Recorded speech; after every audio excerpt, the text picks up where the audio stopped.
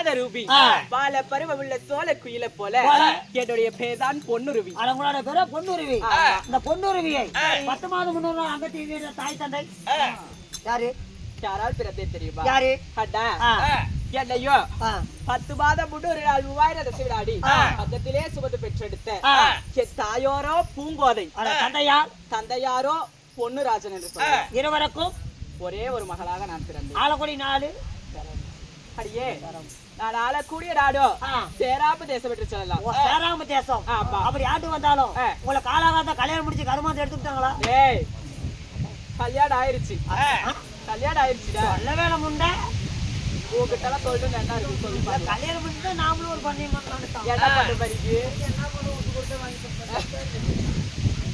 அட்டா எனக்கும் திருமணம் வாங்கி வைத்தது யாரை வளைத்தே தெரியுமா?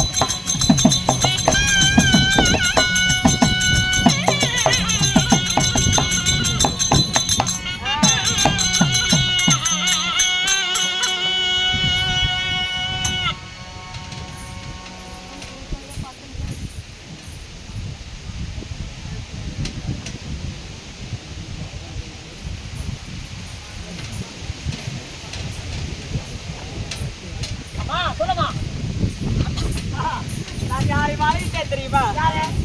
அஞ்சு தேசத்தை ஆடி வரக்கூடிய அதிவல்லன் கண்ணு மகாராஜனை மாறிட்டு அவரை மாறிட்டு அவங்களுக்கு உங்களுக்கு குழந்தை இருக்குதா? அடியே எனக்கும் அவருக்கும் ஒரே ஒரு ஆண்மகன். சரிம்மா, அவன் பேர் தான் விஸ்வகேது. விஸ்வகேது. ஆமா. அப்படி இருந்தாலும் சரி, நீங்க கணவரோட சுகமா இருக்கிறீங்களா?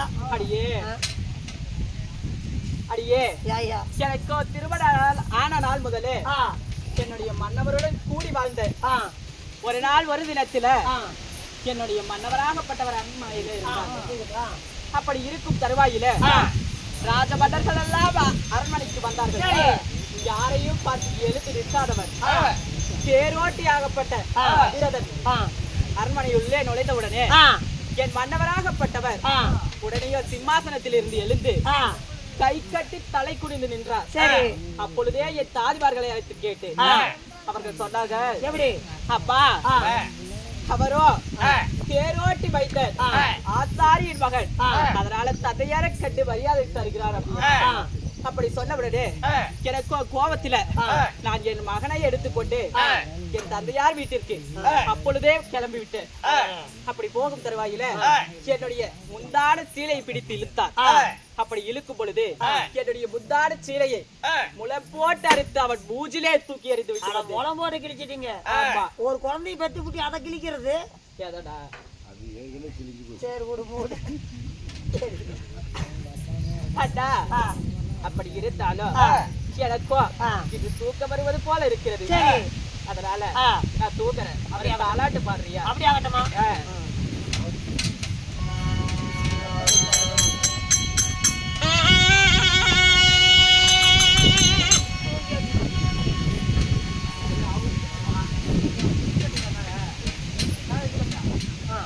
ஐயோ கண்டப்பா, நானும் தூக்கி கொண்டிருக்கும் தருவாயில பொல்லாத சொப்பன நானும் கட்ட. எப்படிமா? எனக்கு தாய் வீட்டு சீர்வரிசை வரவு கட்ட புது கோடி புது சீலை எனக்கு வரவு கட்டேனடி அப்பா. என் கணவருக்கு ஏதோ இடுக்க தெரியவில்லை. ஆமா, இதோ இந்த குடும்பத்துல ஏதோ இடுக்க ஒண்ணுமே புரியலடி. ஆமா, நாம எல்லாம் பகல்ல கண்ட கனவு பழிக்காது. சரி, இரவுல கண்டாதான் பழிக்கும். அப்படியா? அதனால பிறகு என்ன நினைக்க யோசனை பண்ணலாம். அப்படியே ஆகட்டும். அந்த மாதிரி இருங்க. அரண்மனையை தேடி யாராவது பார்த்தா நான் அதிசீக்கிரம் உள்ள வருகிறேன். அப்படியா? உள்ள கூப்பிடுறோம்.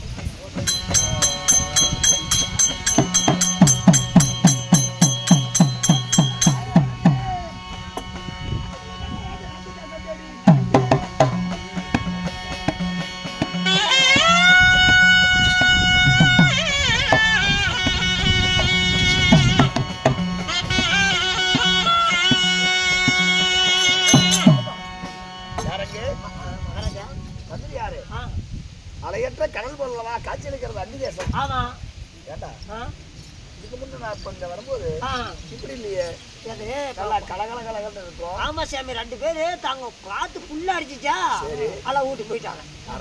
காத்து வீட்டு போயிடுச்சாலும் அவங்களே போற போட்டுக்கிட்டாங்க. அவங்களுக்கு முன்னால பாய் போற போட்டுக்கிச்சிங்க. பாய் அப்புறம் தந்த போல போகும். காத்து அடிச்சுதான். சரி இருக்கட்டும். கண்டா அந்நிய தேசம் கர்ணன் ஒரு பாட்டு ஒரு தமாஷா ஒரு பாட்டு பாடுறியா? அந்த கதையே புரிட்டாரு.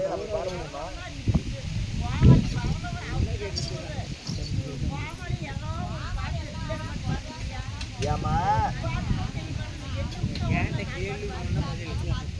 சரி, உங்களுக்கு பாட்டு தான் வேணும். அடுத்த வேஷம் வரும் பாடிக்கலாம். கொஞ்சம் பொறுமையா அவனை பேச்சு சொல்லி விட்டா காலையில் 8 மணிக்கு தான் கூட்ட முடியும். போய் யாருக்கு தெரியாதுங்கிற என்ன சொல்றேமா? நாரை வைக்கும் போதே நாரை சோகமா தான் எதுக்குமா நாரை விடுவாங்க? இறந்தவங்க தான் விடுவாங்க. புரியுதா? உனக்கு எத்தனை காமெடி வேணும்? போய் என்ன பாட்டு வேணும்? இப்போ வந்து சுவாகத்தில் வந்து போய் பாட்டு பாடிக்கணும். நான் பாட்டு பாடணும்னா பாக்குறேன் 1000 பாட்டு கூட பாடுறேன். ஒரு பாட்டு பாடு, 1000 பாட்டு ஒரு பாட்டு பாடு.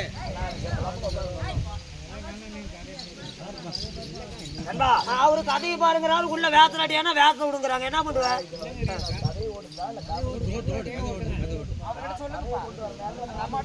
உனக்கு எத்தனை தமாச்சு வேணும்? பாக்குறியா நீ?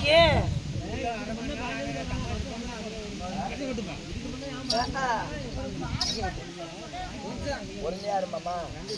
அதாவது கட்டளைகளுக்கு தான் தெரியும் கதையினுடைய அருமை, பெட்டைகளுக்கு தான் தெரியும் பிள்ளைகளுடைய பெருமை. எந்த கதையை எப்படி ஓட்டணும்னு எனக்கு தெரியாதா? இன்னைக்கு புதுசா கொடுத்தாடுறோம். கம்மன் இருப்பாங்க. இதை சொல்றதுக்கு தான் வந்து உட்காந்துருக்கிறப்ப முக்காடு போடுவது யாருக்கு? அந்நிய தேசத்தால் ஆண்டு வரக்கூடிய அதிபல கர்மகாராஜன் உன்னுடைய கணவரா உன்னை பார்க்க வந்திருக்கிறார் போய் சொல்லு. அங்கு தேச ஆளக்கூடிய அதிபல கர்ம மகாராஜன் உங்க கணவர் வந்திருக்கிறாங்க. உங்களை அதிசீக்கிரம் பார்க்கணுமா? ஆமா,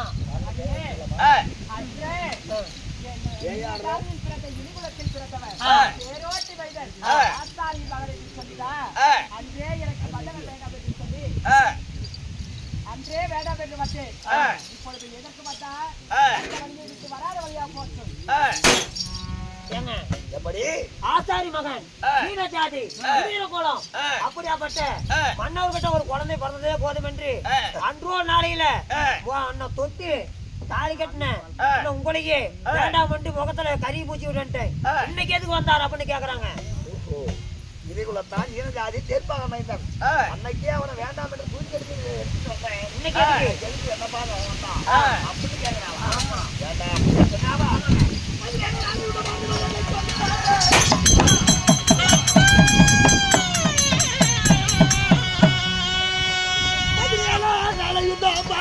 தன்னை கொல்ல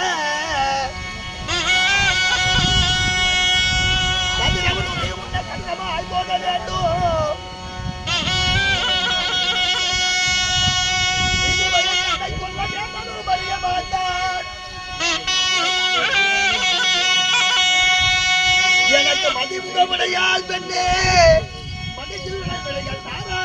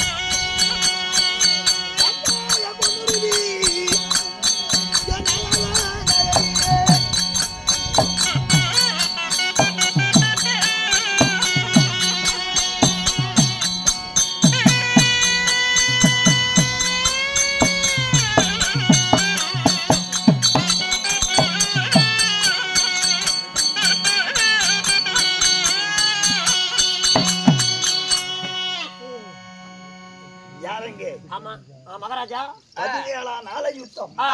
பார்த்திபன் தன்னை கொல்ல கதிரவன் உதயம் முன்ன கடிதமாய் போக வேண்டும். சரி அப்படி வச்சுக்க. விதிவையன் தன்னை கொல்ல வேந்தனம் அறிய மாட்டான். மதிமுகம் உடையாள் பெண்ணே மகிழ்ச்சியோடு விடைகள்தான். அது மட்டுமல்ல என்ன குந்தியின் வயிற்றில் நான் முந்தி பிறந்த பாலை என்ன குலங்கெட்டவன் ஜாதி கெட்டவன் ஆற்றல் அடித்தவன் அநாத நாய் அப்படின்னு தவறா பேசாத. நான் குந்தியின் புதல்வன் பாண்டவர் கண்ணன். இந்த அந்திய சாதி கர்ணன் என்று போய் சொல்வோம். சுத்தமா தேவிக்கு மகனா பாண்டவருக்கு அண்ணனா அவரோட பேர கர்ணபுத்திர மகாராஜனா. அப்படியா? ஐயே எதை சொன்னாலும் தெளிவா சொல்ல சொல்லு. ஏங்க குந்தமா தேவிக்கு மகனை சொல்றீங்க? குந்திக்கு 5 ராஜாக்கள் பாண்டவர்கள். குந்தமாதேவிக்கு 5 பேர் தான் பிள்ளைங்கன்னு உலக அறிஞ்ச விஷயம், ஊர் அறிஞ்ச விஷயம். இவர் புதுசா 5 தேச கர்ணன் குந்தமாதேவியுடைய மைந்தன் 5 பேத்துக்கு அண்ணன் அப்படின்னு சொல்றாரு. இது எந்த வர்த்தம் எப்படி நம்புறது அப்படின்னு கேக்குறாங்க. கண்ணிகள் குந்தி தேவி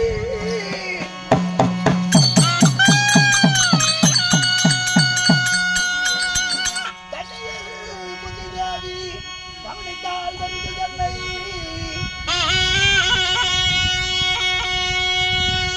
கண்ணியில் குந்தி தேவி கவனித்தால் வருது தன்னை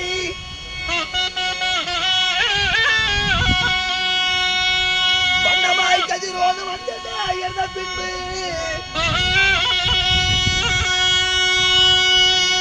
மன்னனான் உதித்தேன் பாரில் என் மாதாவும் பங்கப்பட்டு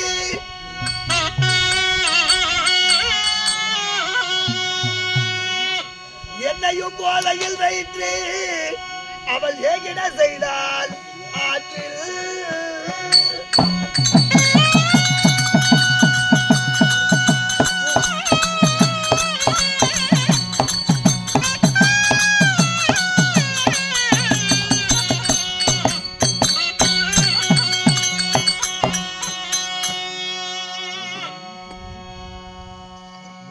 கண்ணியில் குந்தி தேவி அம்மா பொன்னூரியம்மா கவனித்தால் பருதி தன்னை வண்ணமாய் கதிரோனும் வந்துமே அயர்ந்த பின்பு மன்னனான் யுதித்தேன் பாரில் என் மாதாவும் பங்கப்பட்டு என்னையும் போலையில் வைத்து ஏகிட செய்த ஆளாற்றில் இதுக்கு என்ன விளக்கம் என்று அவளை நேரடியா வந்து கேட்க சொல்லு. அவளிடத்திலே சொல்றேன். அம்மா இதுக்கு என்ன விளக்கம் என்று தாங்கள் நேரடியா வந்து பாக்குறதா? அப்படியா? பாத்தீங்களா?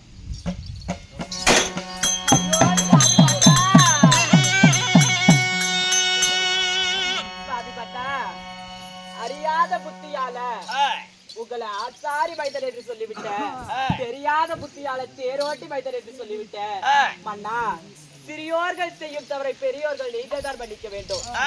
ஆகட்டும் பொன்னுருவி. அப்படியா?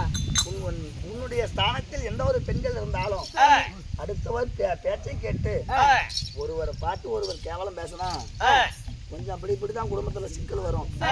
ஆனால் நீ எந்த அளவுக்கு என் மீது கோபித்தாலும் உன் மீது எனக்கு கோபமே இல்லை.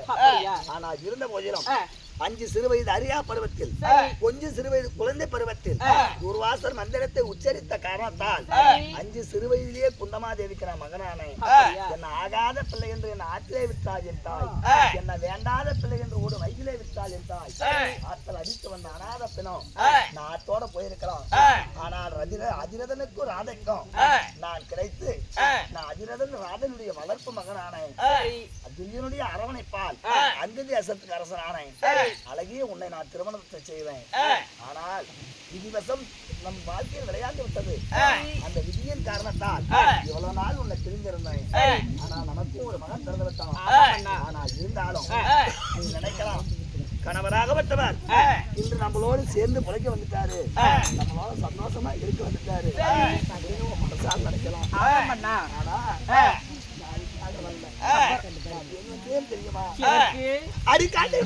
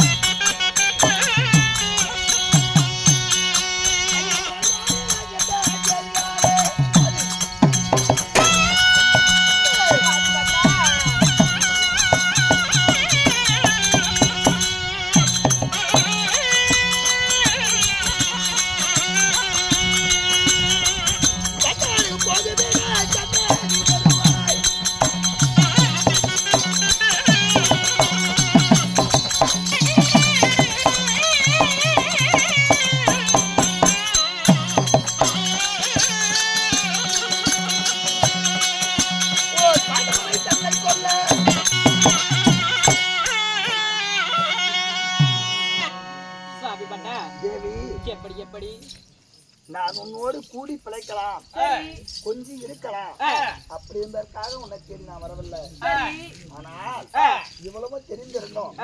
இப்ப நான் எங்கே போகலாம் என்று வந்திருக்கிறேன் தெரியுமா? எப்படா போகணும்? பாண்டவர் ஐவரையும் கொல்ல வேண்டும், இந்த பார் உலகத்தை கொடிகட்டி ஆள வேண்டும் என்று துரியனாக மட்டும் ஆசைப்பட்டு இருக்கிறான் அல்லவா? சரி துரியனுக்காக பணிந்து பாண்டவரோடு இன்று நான் குச்சத்திர வேடம் நோக்கி இந்த 17வது நாள் சந்தைக்கு சரி நான் படுக போகிறேன். சுவாமி பட்டா போகக்கூடிய என்ன போய் வாயா போய் வாமண்ணா என்று முத்தான வாய்த்திறது உத்தானம் சொன்னால் அதுவே எனக்கு முதல் வெற்றியாகும். அப்படியா? உண்மைதான் சுவாமி பட்டா. என்ன சொல்கிறாய்? அண்ணா உங்களிடம் ஒரு வாய்வார்த்தை சொல்லட்டுமா? போருக்கு போறேன்னு சொல்றீங்க. உண்மைதான். நானும் பொல்லாத சொப்பனை ஒன்று நானும் கண்டேன். கொல்லாத சொப்பனம் கண்டாயா? ஆமா எப்படி? சுவாமி, தாய் வீட்டு சீர்வரிசை வரவும் கண்ட, புதுக்கோடி புதுச்சில வரவும் கண்ட மன்னா. அதனால சரி, நீ படுத்த இடம் சரியில்லாமல் கூட இருந்திருக்கலாம். அப்படியா? அதனால் ஏருக்கு மாறா கனவு நேர்ந்திருக்கலாம். இல்ல என்னுடைய விதி அப்படித்தான் என்றால் அதை மாற்ற எவரால் முடியும்? அப்படியா? ஆனால் நான் போருக்கு போகிறேன். சுவாமி அப்படி போன்னு சொன்னாலும் நான் போயே தீருவேன். போக வேண்டாம் என்று மறுத்தாலும் நான் ஒருபோது நிக்க போறதில்லை. பால் உண்ட வீட்டுக்கு நான் பாதகம் நினைக்க மாட்டேன், சோறு விண்ட வீட்டுக்கு நான் துரோகத்தை நினைக்க மாட்டேன். துரியனுக்காக நான் சண்டைக்கு போயே தீருவேன். அப்படியா? போகக்கூடிய என்ன போய் வாயா போய் வா மன்னா என்று பட்டா அப்படி இருந்தாலும் அரிசுவை உணவு சமைக்கிறேன், சாப்பிட்டு போங்க சாமி. பாவி சண்டாளி, உன்னோடு நான் கூடி இருக்கும்போது எனக்கு சுவையான அன்னபதார்த்தத்தை உனக்கு செஞ்சு சமைக்க கொடுத்து வைக்கல. நான் படுகளத்தை தேடி போறேன். படுகளத்தில் ஒரு வேலை நான் போய் வீடு திரும்ப வேணும், இல்ல போறவன் அப்படியே போயிட வேணும். மன்னா தெரியும், இந்த நேரத்துல எனக்கு சமைச்சு போடணும் நீ ஆசைப்படுவீங்க. நியாயம் மன்னா, உன்னிடத்துல நான் சமைச்சு சாப்பிடுற அளவுக்கு நீ சமைச்சிட்டு வந்து எனக்கு சாதம் போட்டு நான் சாப்பிட்டு போற அளவுக்கு எனக்கு நேரம் கொடுத்து வைக்கல. அந்த அதிபன் கனையோசை என் காதல ஒழிச்சுக்கிட்டு இருக்குது. வில்லு ஆசை அப்படியே வில்லி இழுக்குது. நான் பாண்டவர் பக்கத்துல சண்டைக்கு போயே தீருவேன். சுவாமி, பாண்டவர்களே தம்பிமார்கள் என்று இப்போதானே சொன்னீங்க. அவர் பக்கத்திலே சண்டைக்கு போகிறேன் என்று சொல்கிறீர்களே, அவரிடத்திலே சமாதானமாகலாம் இல்லவா? பாண்டவர் ஐவராஜாக்களோடு நீயும் சேர்ந்து 6 பேரா சமாதானமா இருக்கலாம் அல்லவா? 6 பேர் கூடியிருந்தா இந்த அகிலத்தில் வாழ்ந்திருக்கலாம் அப்படின்னு சொல்றியா? ஆமா மன்னா. கண்ணே, 5 பேர்த்தோட சேர்ந்திருந்தா எனக்கு என்ன ஆகும்? இந்த 100 பேர்த்தோட சேர்ந்திருந்தா எனக்கு என்ன ஆகும் தெரியுமா? ஆகும். கண்ணே, 5ஓடு சேர்ந்திருந்தா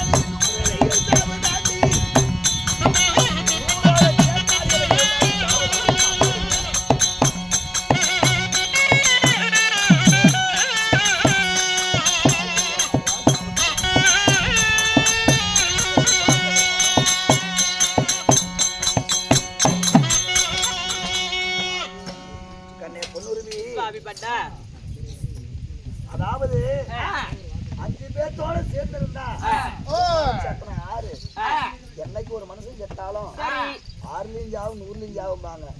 அது எல்லாத்துக்கும் பொருந்தாது. இந்த 5 தேசாதி இந்த கர்ணனுக்கு மட்டும்தான் பொருந்தும். 5 பேர்த்தோட நான் போய் 6ஆ சேர்ந்தா எனக்கு 6லயும் ஒரு நாளைக்கு சாவு நிச்சயம். அது 5 தேசாதி இந்த கர்ணன் 100 பேர்த்தோட சேர்ந்து நான் 101ஆ சேர்ந்தா எனக்கு 100லயும் ஒரு நாளைக்கு சாவு நிச்சயம். அதனால ஒருபோதும், அதாவது ஒரு மனிதன் பிறக்கும் போதே அத பிரசவம்னு சொல்றாங்க. ஏன் பிரசவம் அப்படின்னு சொல்றாங்க?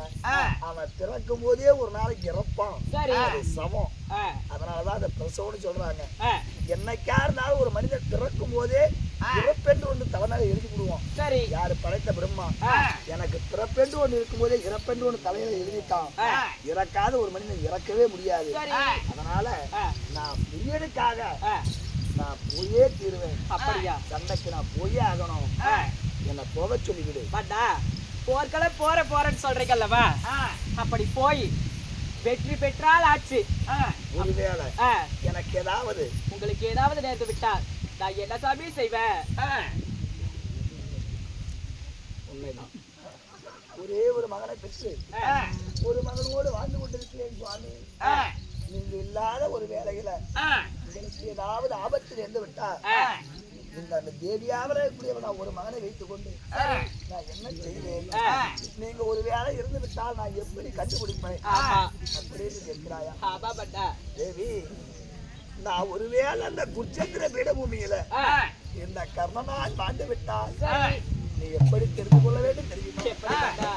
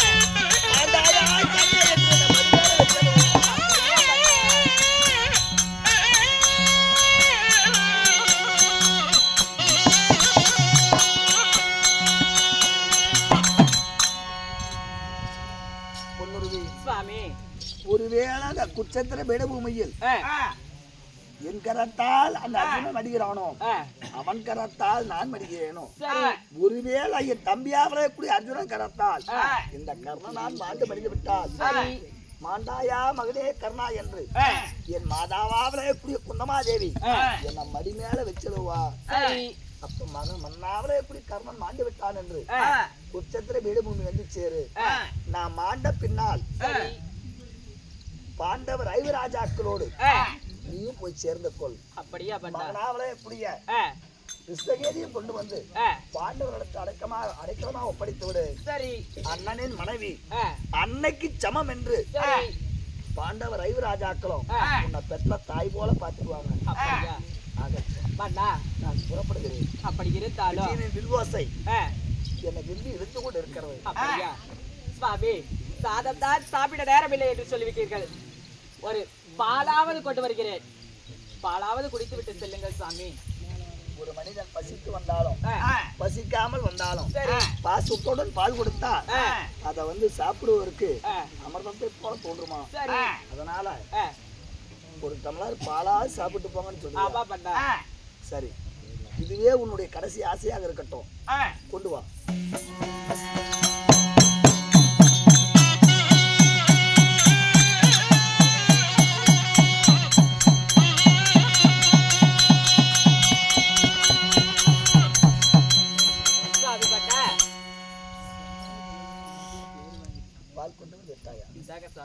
அப்படியாகட்டும், கொடு.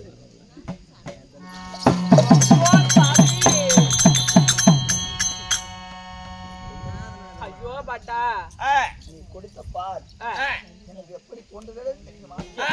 தோன்றுகிறது.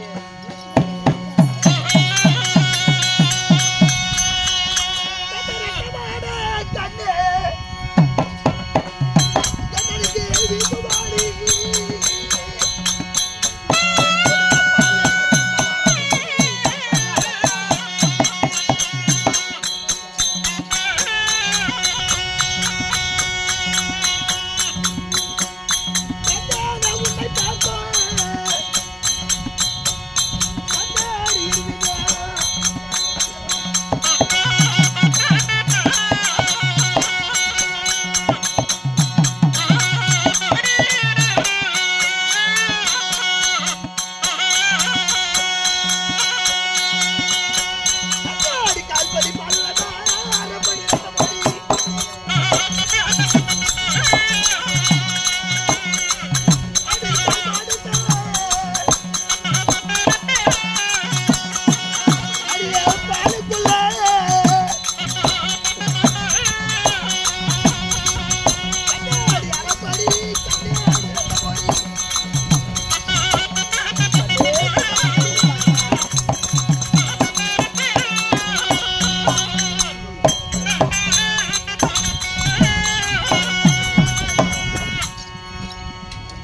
சொன்னதுமே சுவாமி பண்ணா நீ கொடுத்த பாலை எடுத்து அருந்தலாம்னு நான் கொண்டு போக எனக்கு மூஞ்சுக்கு நேராக ஒரே கபீர் என்று ரத்தவாட வீசுதே.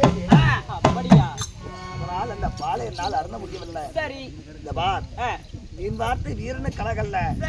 அந்த விஜயனாவை எப்படி அந்த பேடி அர்ஜுனன் என்னை எளிதமாக பேசி கொண்டிருப்பான். அப்படியா? அதனால் நான் குச்சத்திர பேட பூமி நான் சீக்கிரம் போய் ஆகணும். போய் வா மன்னா என்று எனக்கு வெற்றி முரசு கொட்டி வீரவாள் கொடு. அப்படியா? நான் வெற்றியோடு திரும்புவேன்.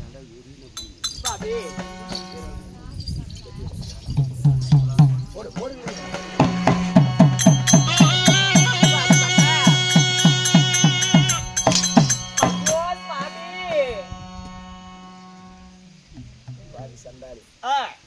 பாலத்தான் தவற விட்ட அதுக்குண்டான தகுமானத்தை சொல்லி தப்பிச்சு. ஆனா மந்திர வாழையும் தவறு விட்டு விட்டாயே.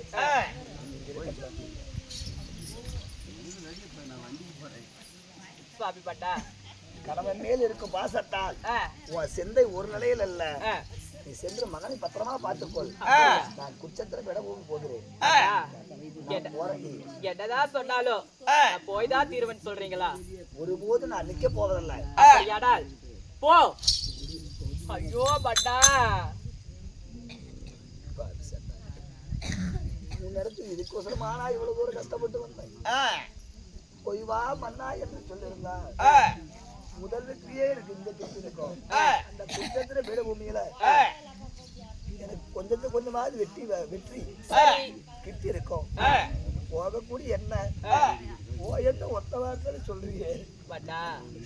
நான் ஒருவேளை அப்படியே போயிடுவேன்.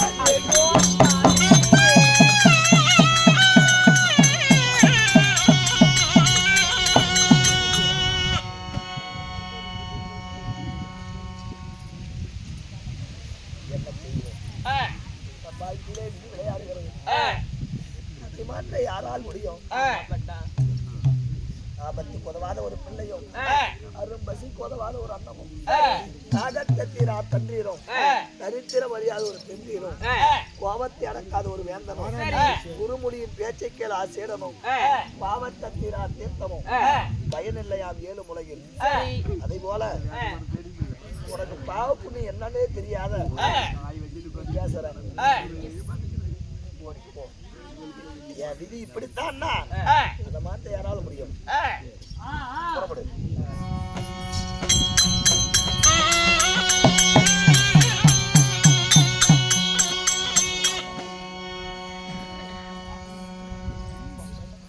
நடப்பது நடக்கட்டும். என்ன நடந்தாலும் சரியே இறைவன் விட்ட வழி ஆகட்டும். புறப்படியே கூறுகிறோம். அந்த அர்ஜுனனா அல்லது இந்த கர்ணனா இரண்டில் ஒன்று பார்த்து வருகிறேன்.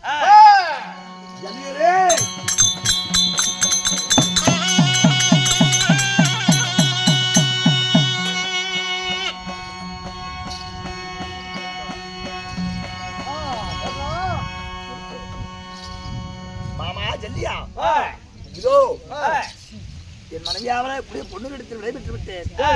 இப்பொழுது சத்திர மேடம் அமைக்கு சண்டைக்கு புறப்படலாம். புறப்பட்டு போலாம். அப்படியா? ஆகட்டும், புறப்படுவோம்.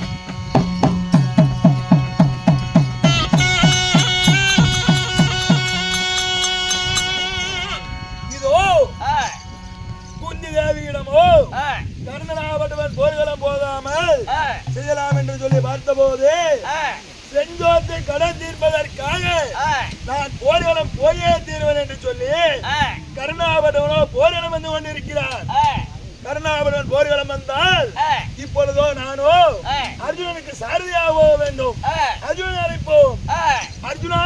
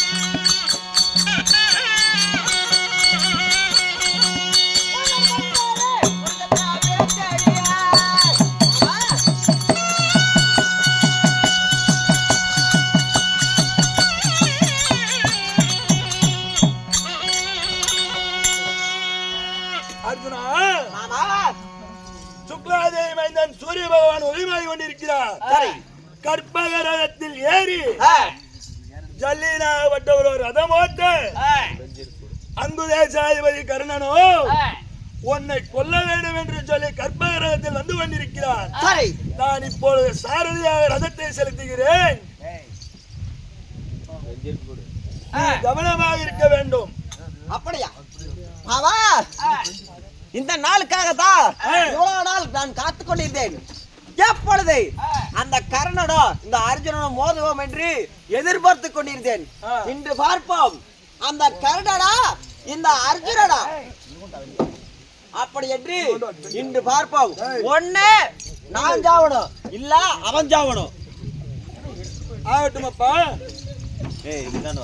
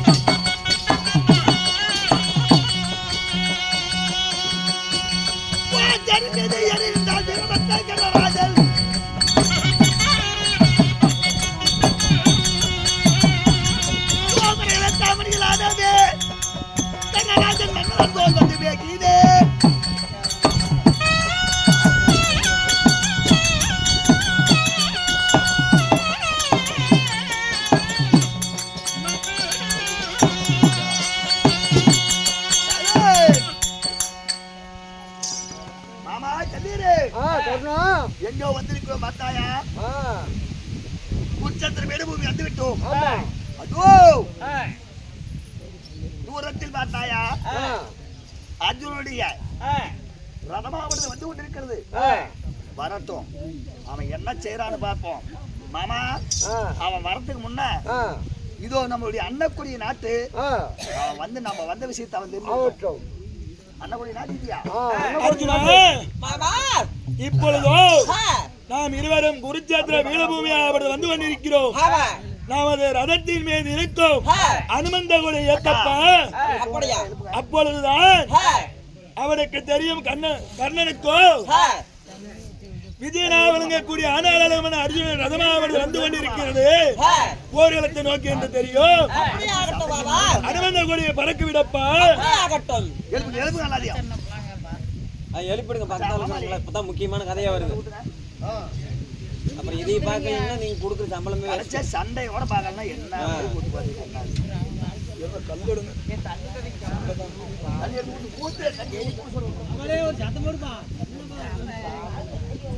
கோயிந்தா